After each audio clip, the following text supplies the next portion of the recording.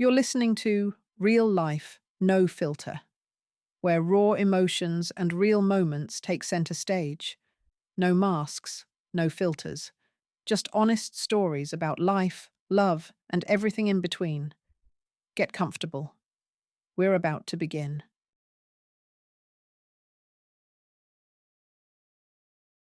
Every evening, returning from work, Eleanor Peterson would involuntarily slow her pace before the familiar turn. There, a little further on, behind a low fence, was the children's home, and in the early evening hours, the children would play on the playground. Catching sight of the figure passing by, the little ones often ran up to the fence, their eyes full of unspoken pleading, and the bravest ones would quietly ask, "Auntie, are you my mommy?" And each time, the young woman's heart would ache. She could, of course, change her route, avoid these encounters with children's eyes full of hope. But the desire to become a mother was so great, and the bitter realization of her own inability to have children was so tormenting. She could not deny herself this poignant moment when an abandoned child asked her, "Are you looking for me?" That day, as usual, she slowed her pace, looking at the playground with a mixture of fear and inexplicable hope. Most of the children were engrossed in play, but by the fence, a small boy in a bright red jacket stood alone. He looked up at the approaching woman and remained silent, but in his gaze there was so much quiet pleading that Eleanor Peterson's heart ached with pity. As she walked past, those childish eyes followed her relentlessly. The woman came home in complete turmoil, a state that did not escape her husband's attentive gaze. William immediately noticed her paleness and anxiety. "Ellie, what's wrong? You look like a ghost," he asked worriedly. "Will, I've wanted to talk to you for a long time," Eleanor Peterson began hesitantly, but the words stuck in her throat. She searched for the right phrases, trying to gather her courage. "I want to tell you," she whispered. Her husband smiled, his tone slightly ironic. "Ellie, you're starting so hesitantly, as if you're weighing every word, doubting. What happened? Is it that important?" He looked at her, his gaze becoming more serious. "So important that it could completely turn our lives upside down?" She took a deep breath, summoning the strength to utter the most important words. "You know, Will, that I can't have children?" The question hung in the air, filled with old pain. William Ingram frowned, his voice sounding tired. "Ellie, why stir up an old wound? We've talked about this many times. We've come to terms with this sorrow." He paused, as if trying to understand where this conversation was leading. Why start talking about it again and again? "Will, wait. Don't jump to conclusions," Eleanor Peterson pleaded, her voice trembling. "Listen to me first, and then you can state your arguments." She took a breath, preparing to tell him what had turned her soul upside down. "Every day I walk past the children's home, where small, abandoned children live, unwanted by anyone except kind people." She looked at her husband, her eyes full of tears. "Will, I saw a boy there today, a very small one." She spoke quickly, as if afraid he would interrupt her. "He just stood and looked at me, and his eyes turned my whole soul upside down." Her voice became pleading. "Will, I want to adopt him. He will be our son."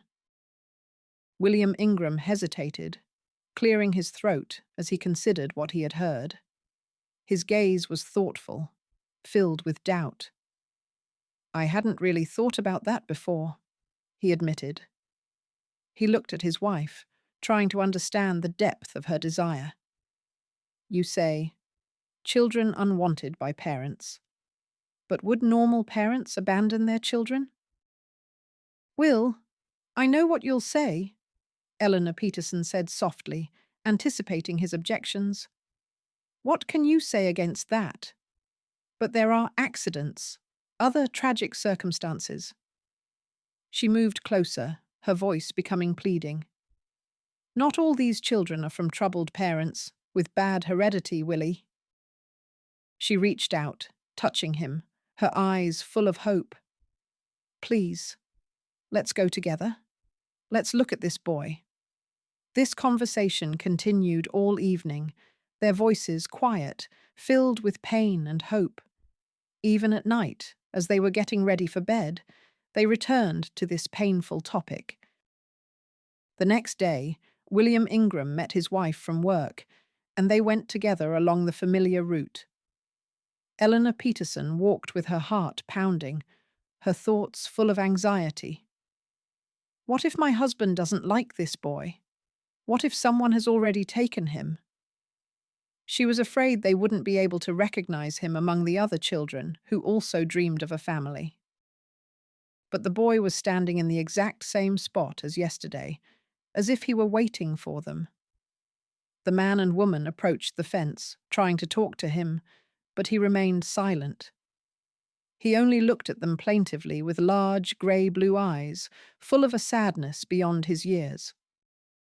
Then the couple decided to go inside and talk to the director.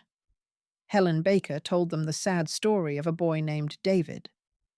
His mother and father had died in an accident, and recently his grandmother, with whom he had been living, had also passed away. She had suffered a heart attack, unable to survive the loss of her daughter. The boy was intelligent, healthy, and handsome, but he greatly missed his family. He didn't know the full truth and was still waiting for them to return.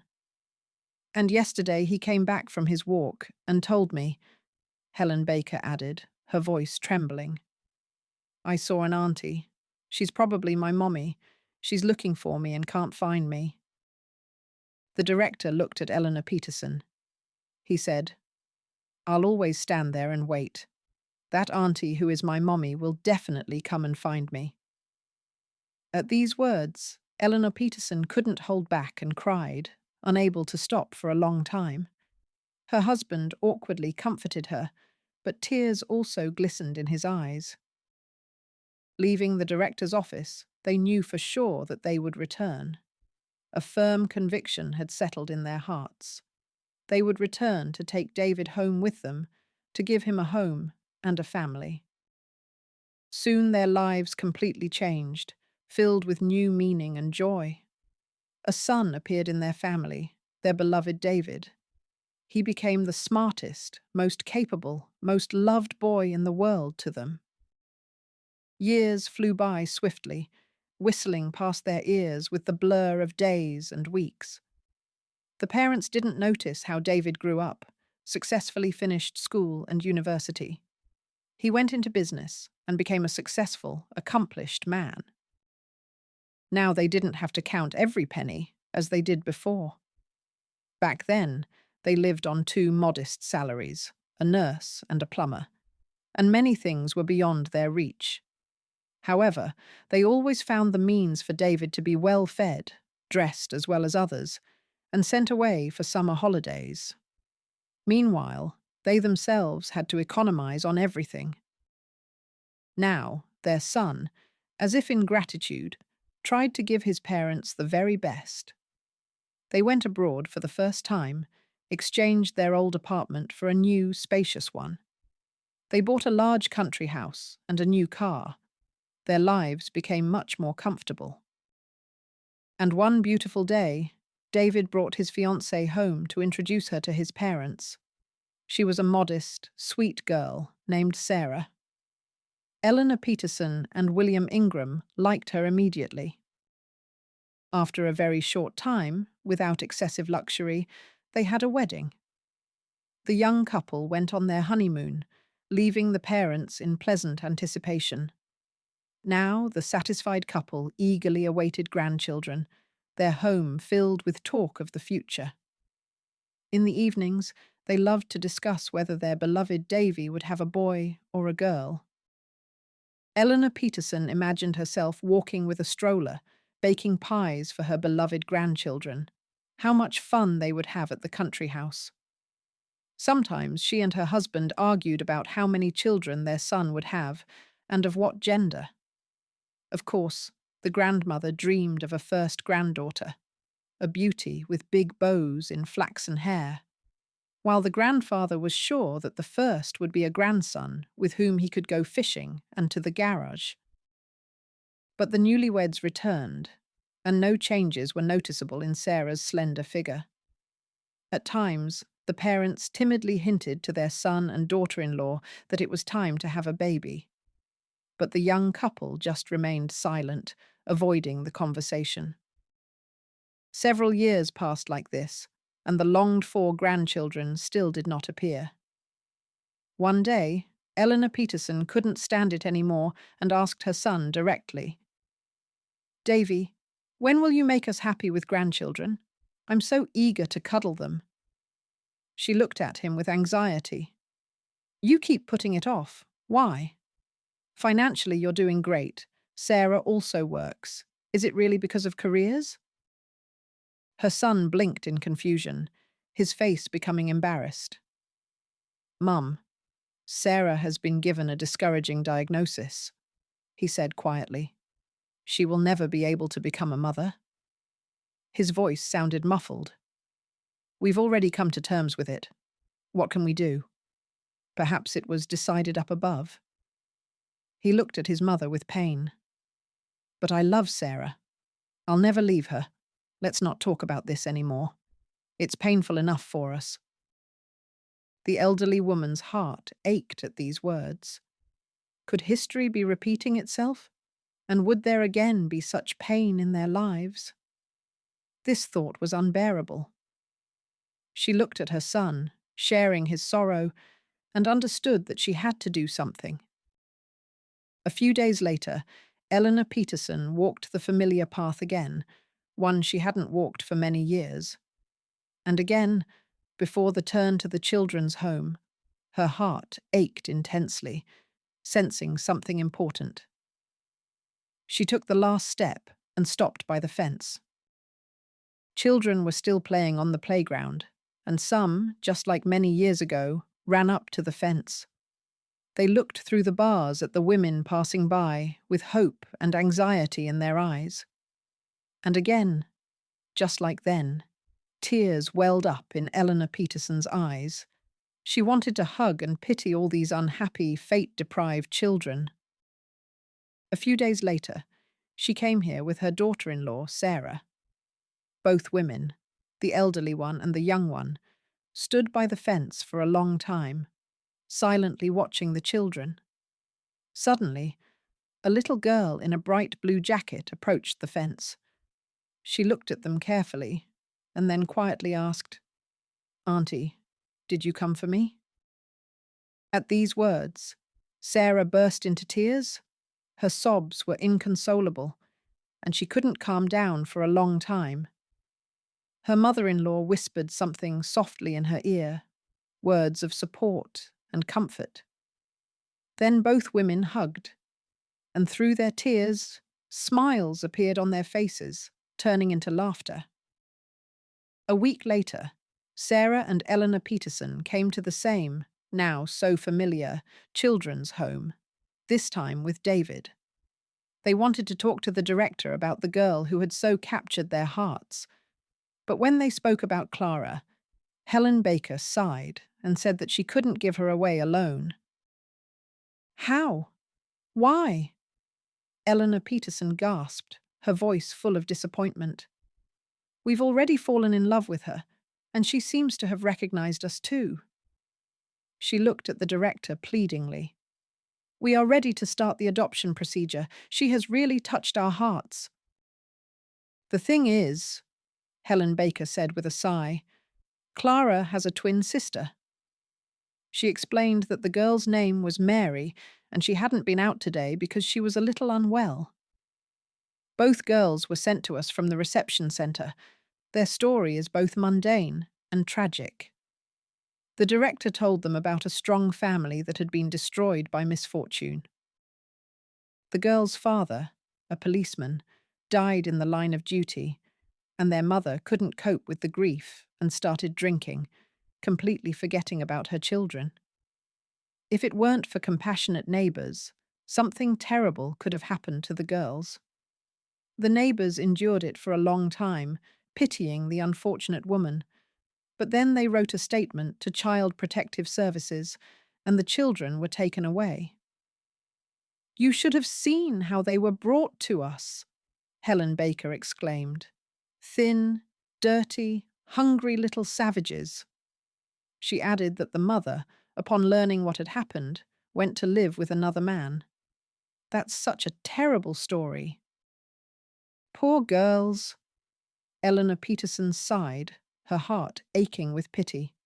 "Such little ones, and they've been through so much." She looked at the director, a question in her eyes. "Have you considered?" Helen Baker looked at them, her voice soft. "The girls are healthy. They have no abnormalities, and no relatives either." It was as if she was inviting them to think, to make a decision. "Can we meet both girls?" Sarah asked timidly, her voice trembling with excitement and hope. She looked at the director pleadingly. "You know, I always put the children's interests first. And most of all, I'm afraid of hurting their souls," Helen Baker replied, her tone serious. "They will see your interest. They will wait. They will hope. And they are so small, so wronged by fate." She looked at them, assessing their determination. "And what if you change your mind later, or realize you're not ready for such a serious step? That would be a terrible blow for the girls." David's voice sounded a little muffled, as if he was struggling to control his emotions. He looked at the director, his gaze firm and determined. "We won't change our minds, Helen Baker." He paused, his voice becoming confident. "We will definitely take these girls, both of them." He looked at his wife and mother, then back at the director. "We are very determined.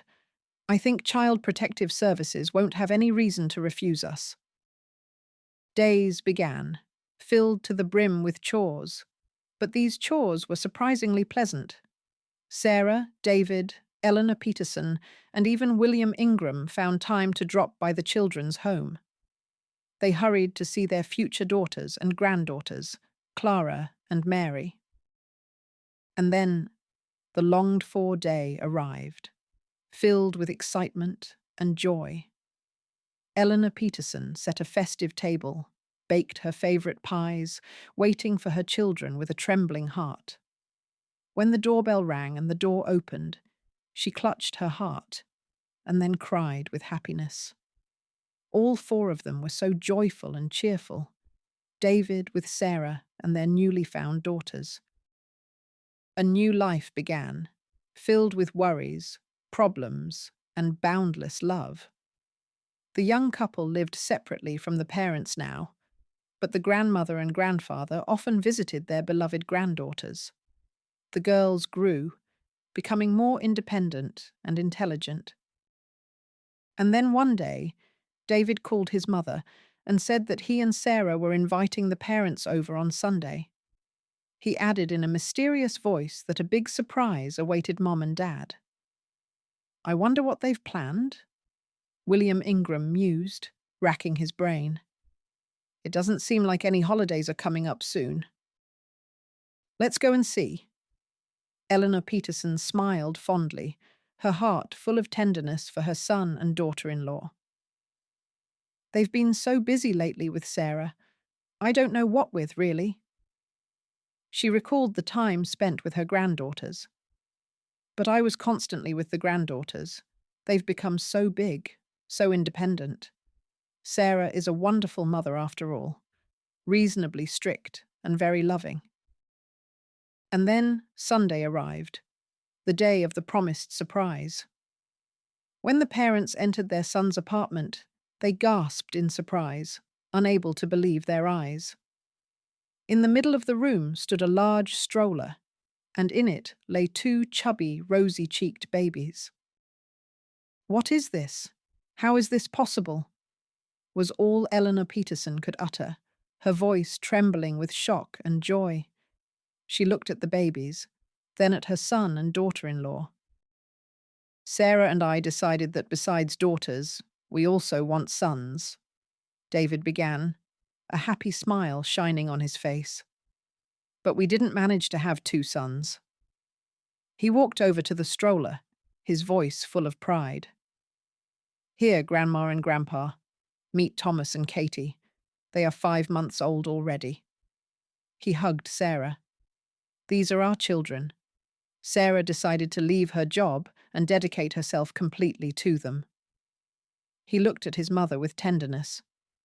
But she, Mom, won't be able to do without your help. And yours too, of course, Dad. Oh, how happy I am, was all the proud grandmother of 4 grandchildren could say, her eyes shining with tears of joy. How rich I am! She looked at her children and grandchildren, her heart overflowing with happiness. I have 3 granddaughters and 1 grandson. She smiled, her voice full of anticipation. But I don't think we'll stop there. David put his arm around his wife's shoulders, his gaze full of love and gratitude. He looked into her eyes, as if asking. Of course, darling. Sarah replied to her husband with a loving look, her smile tender. After all, children are such happiness, she added quietly, looking at her little ones.